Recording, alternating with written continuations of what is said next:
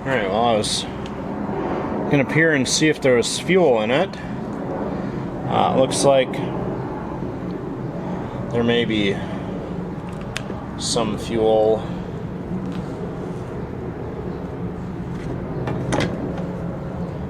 left, but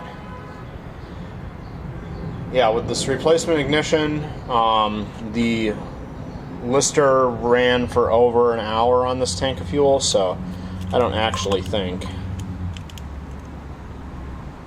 that there's much fuel left in there, but I thought I'd check. So hopefully when I get the replacement ignition unit, I'll be able to fit that all back in the box, but the unit I have is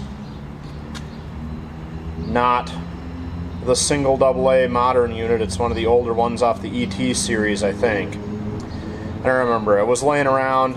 I wired it up to use the same trigger wires so that the scale magneto here is functioning.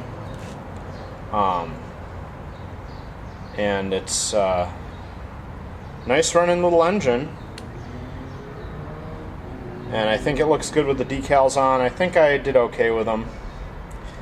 The arrow for the flywheel I put on the green because I like the green to the yellow, but I think it should have been on the shiny part based on the curve it had. But I don't know. So another lovely little engine, and I'm sure I'll have it sorted out in no time.